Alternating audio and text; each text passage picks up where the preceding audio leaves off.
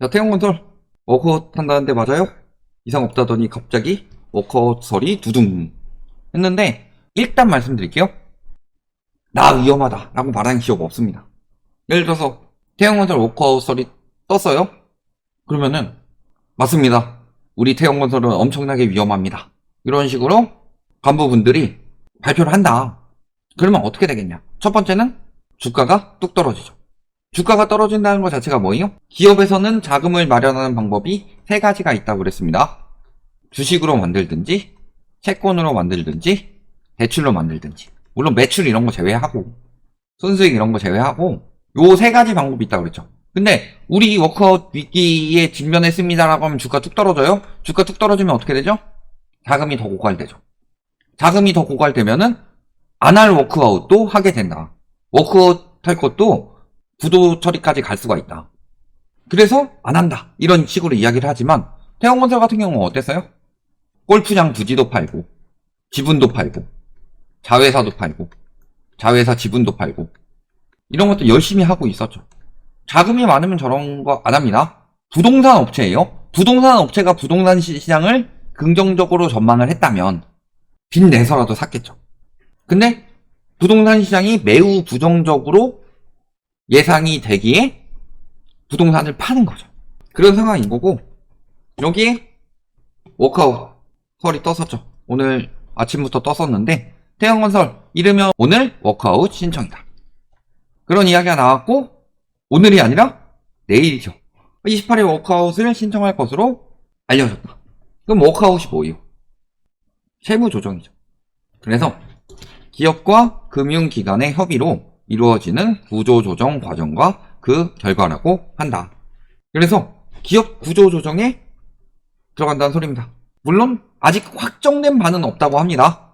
아까 10시에 나왔는데 이거는 20시 기사죠. 확정된 바는 없다. 근데 워크아웃 안 한다가 아니라요.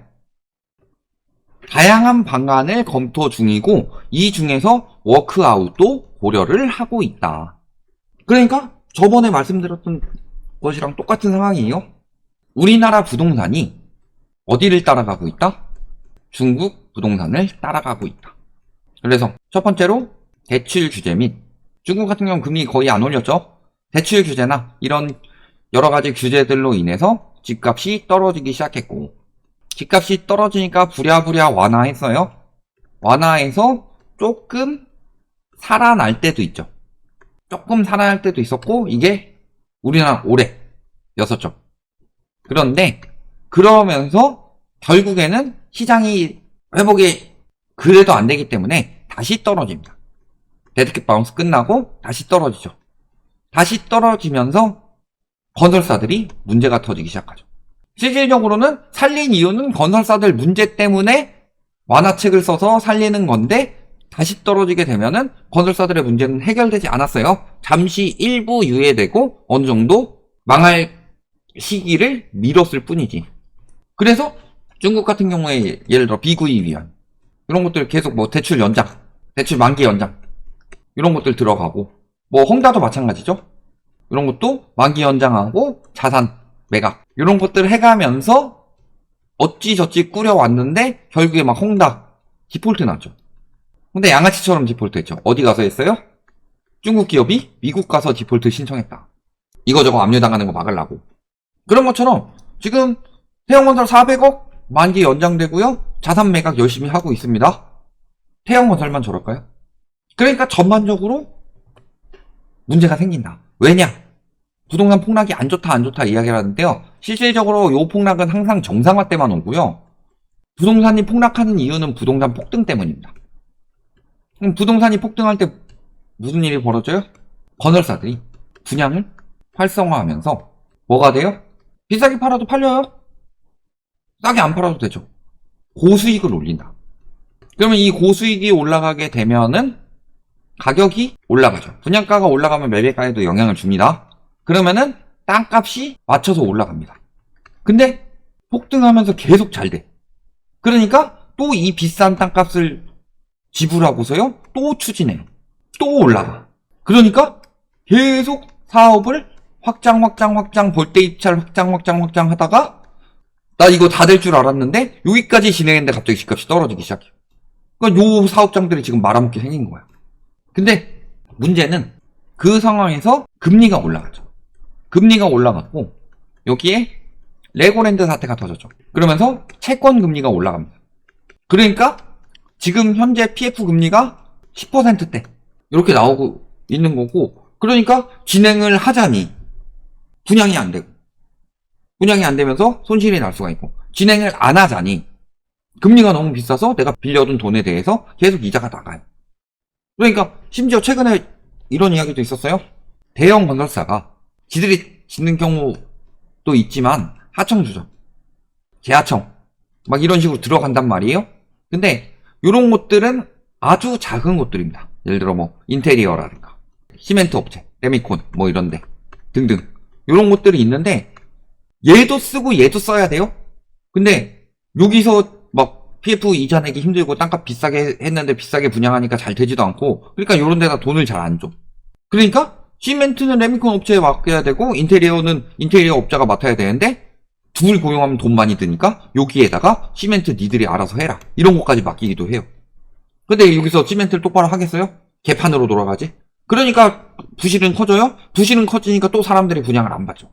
이런 악순환이 돌아가고 있는 거다. 그런데도 불구하고 안전을 더 중시해야 되는 정부에서는 재건축 같은 경우도 안전진단 뭐 폐지한다는 소리를 하고 있지는 않나.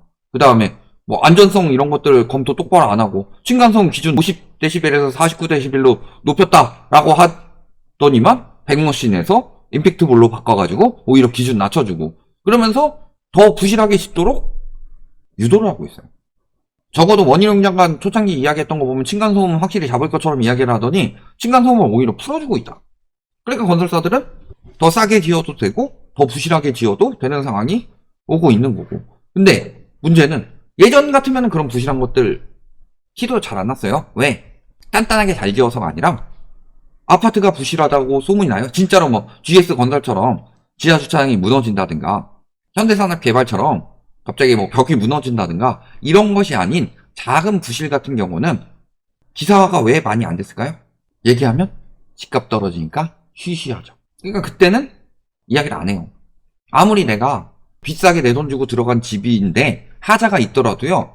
결국엔 남한테 비싸게 팔아먹고 나가야 되니까 그런 것들 조용히 한다고. 근데 어때요? 지금은 집값이 떨어지고 뭐 이번에 데드캣 바운스 났다고 하더라도 이게 뭐 1년 뒤에 2년 뒤에 계속 올라갈 거라는 생각이 안 드니까 사람들이 막 얘기하기 시작한 거예요. 하자라도 보수 받아야 되니까. 그 집값 떨어지고 나중에 뭐 10년 뒤에 올라간다고 하면 10년 뒤까지 기다려야 되는데 그때까지 내가 이 허접한 집에서 살 수가 있느냐. 그러니까 막 그런 것들이 이야기가 나오기 시작한 거예요. 그러니까 떨어지는 시기에 그런 안 좋은 이야기들이 나오게 되면은 사람들이 분양을 안 받죠. 여기에다가 지금 워크아웃 난다고 그래요? 첫 번째는 주가 떨어지는 것도 있지만 또 한 가지는 뭐예요? 나 분양 받았다가 공사 중단되면 어떡하지? 공사 중단되면요 거처를 잃는 거예요. 나 그거에 맞춰서 계획을 해놨는데 언제까지 될지도 모르고 그 돈은 거기에 계속 묶여있고, 그렇다고 허그가 보증을 똑바로 해주느냐? 허그도 웬만하면 보증 잘 안 해주려고 합니다. 진짜 완벽히 판명이 나야지만 보증을 해주는 거지, 그 분양 보증 같은 경우도요 해준다고 해놓고서 그렇게까지 잘 해주지 않아요. 왜냐면 허그도 대위변제 금액 줘야 되지 해야 되지 돈 쓸 데가 너무 많아요. 그러니까 문제가 터질 수가 있는 거예요. 그러면은 어떻게 돼요? 저렇게 돼가지고 진짜로 막 파산이 나고, 파산이 나면 첫 번째로는 태형건설만 무너지는 게 아니라 연결된 뭐 하청업체라든가 아니면은 시멘트 업체, 뭐 철근 업체 이런 데에다 영향을 줄 수가 있죠. 두 번째는 뭐예요? 아 여기도 워크아웃 됐다. 근데 태형건설 같은 경우는 건설사 중에서 대기업이죠? 대기업이 무너졌다는 소리를 들으면은 사람들이 분양을 더 받을까요? 덜 받을까요? 분양 더 안 받겠죠. 분양 더 안 받으면 어떻게 돼요?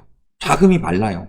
그러면은 굳이 직접적으로 연관이 없더라도 다른 곳들까지도 영향을 줄 수가 있다. 지금도 보시면은 분양가 떨어지기 쉽지 않네요 라고 이야기를 하면서 분양가 안 떨어진다는 식으로 말하고 있지만 지금 할인 분양 하는 곳도 있고, 할인 분양은 아닌 것처럼 이야기를 하지만 이거저거 다 깎아주는 거 있죠. 예를 들어 뭐 발코니 확장비를 까준다든가, 혹은 뭐 중도금 대출 이자를 까준다든가, 혹은 뭐 경품을 준다든가, 뭐 이런 식으로 해서 할인 분양 형식으로 진행이 되는 게 있어요. 광양처럼 아예 할인 분양 하면은 사람들의 반대가 너무 심하니까 다른 방법을 통해서 할인 분양을 하는 거죠.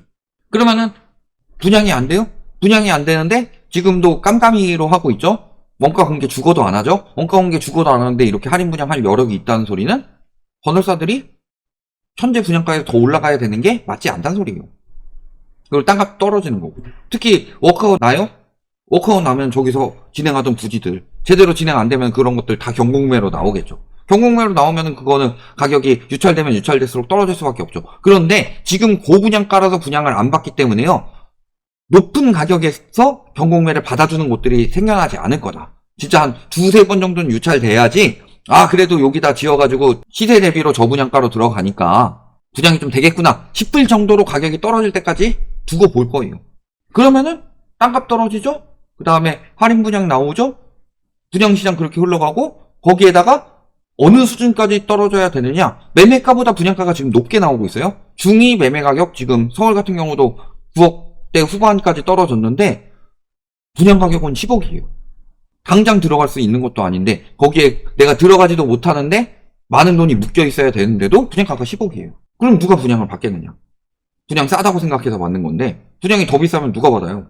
이런 것도 생각해 보시면 그냥 태형건설 무너졌다. 태형건설 워크아웃 났다. 물론 발표는 아마 영상 올라갈 때쯤 발표가 나겠지만요. 워크아웃이 나든 안 나든 첫 번째는 워크아웃이 났다라고 하면은 본격적인 건설사 붕괴가 일어나면서 지금도 보면은 PF 시장에 많이 연관된 금융권들, 저축은행이라든가 캐피탈이라든가 이런 것들, 상호금융이라든가 이런 것들 등급 떨어지고 있어요. 건설사랑 같이. 이게 무슨 소리예요? 금융권으로 위기가 번지고 있다. 금융권으로 위기 번지면 어떻게 돼요? 다 대출 받는 사람들한테 영향을 주는 거고 그게 심해져서 은행권이 무너진다. 저축은행 사태처럼. 그렇게 된다면 예금했던 사람들까지도 피해를 봅니다. 그러면은 시중에 돈의 유동성은 더욱 말라가겠죠. 더욱 말라가면 집값 정상화되는 그 폭락 과정은 더 가속화될 수밖에 없다. 그래서 과거에도 저축은행 사태 터지면서 장기화 됐습니다. 저축은행 사태 터지기 전에 미분양 늘어나고 그러면서 PF 문제 터져서 그렇게 된 거예요. 근데 지금은 미분양이 줄었죠. 정부에서 같은 수를 써서 미분양 줄이고 다주택자들 막 규제 다 풀어주고 실거주 요건만 민주당 반대 막혀가지고 하나 통과 못한 거 남은 거 빼고는 엄청나게 풀어줬어요. 그런데 풀어줘도 무너져 가고 있는데 만약에 실거주 요건 끝까지 안 풀리고 총선 끝나고도 국회에 장악 못하면 풀기가 굉장히 힘들어지죠. 그러면은 이 상황에서 분양시장마저 계속 무너지게 된다면 지금 PF도 총선 직까지만 밀어놓은 거예요? 언제까지 가겠냐 그게 부동산 시장이. 그러니까 총선 전에 터질 수도 있다고 계속 말씀드렸죠. 아마 이거 터지기 시작하면은 금융권으로 번지는 거는 아마도 건설사 무너지고 PF 터져가지고 문제 여기저기 터지면서 금융권에서 위험하니까 뱅크런 나고 이런 것까지는 내년 1분기에도 충분히 터질 수 있다. 그리고 그런 식으로 하게 되면은 자금줄이 말라가니까 채권금리 올라가고 그러면 기준금리 떨어지더라도 자금 확보해야 되는 금융사에서는 예금금리, 채권금리 올릴 수밖에 없는 상황이 된다. 그럼 어떻게 되겠냐? 이미 PF 부실은 태형건설도 위험하지만 롯데건설 이런 것들도 위험하고 더 위험한 것부터 하나씩 터지는 상황입니다. 그러니까 오늘 주가도 폭락한 거예요. 그러면 또 자금 구하기 더 힘들어지겠죠. 이런 것들까지 보시면은 건설사 연쇄 부도는 얼마 남지 않았다. 그 시발점이 태형건설이 될 가능성이 매우 높아졌다. 여기까지 말씀드리겠습니다.